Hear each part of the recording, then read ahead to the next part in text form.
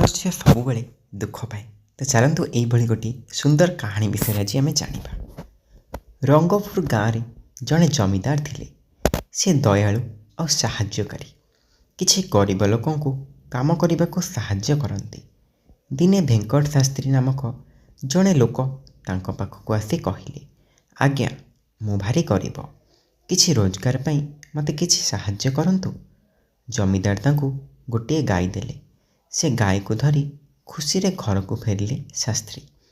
परदिन से पुणी तांको पाखक आसी कहले, आज्ञा आपण मते गोटे गाय देइछंती, किंतु ताकू रखिबाकू मोर आद्य गुहाल नाही। जमीदार तांको गाय गुहाल पई किछि टंका मध्य देले। 2 दिन पर भेंकट शास्त्री पुणी तांको पाखक आसी कहले, आज्ञा गाय क्षीर बिक्री करी मु जेतिकी टंका पाउछि सेथिरे मो परिवार चलिबा पई यथेष्ट। मु गाय पई केमिति घास और कुंडा किनिबी। जमीदार तांको निज घर से सबु देले। 4 दिन पर से पुणी आसिले, कहले, आज्ञा मोर गोटे समस्या अछि।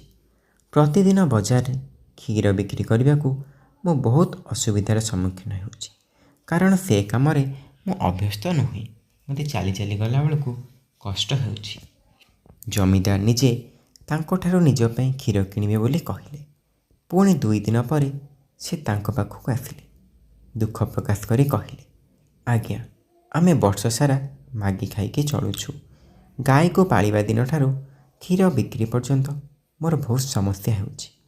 दयाकर किछि गोटे उपाय करंतु। जमीदार जड़े रोसैया को तांको घर को पठेइले।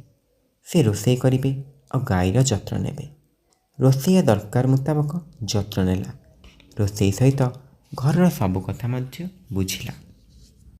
हठात 3 जण ब्राह्मण ऊपर बेला आसी तांको घरे पहुँचिले। सेमाने तांको कहिले, आज्ञा जमीदार आमको आपणको घरे रही खाइबा को कहिसंती।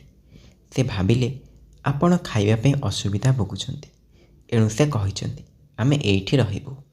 आपणको तरफरु 3 थर प्रतिदिन खाइबु। भेंकट शास्त्री और तांको स्त्री सेमानक आलस्य पई एथर लज्जित हेले। अपमान सेमानक मथा नई गला। सेमान निजर आलस्य पई जमीदारक पाखरे क्षमा मागिले। जमीदार उभय को क्षमा करदेले। एहा परठारु से दुहे कठिन परिश्रम कले और खुशी निजर जीवन बिताइले। तो आशा करुच्ची आपण मानकु ए कहानीटी मध्ये भल लागिथिबो। तो भेंकट शास्त्री भले आपण हेबे ना कौन ना भल लोक हेबे, तेटा मते कमेंट माध्यम निहाती जणाइबे। रहिली, जय जगन्नाथ।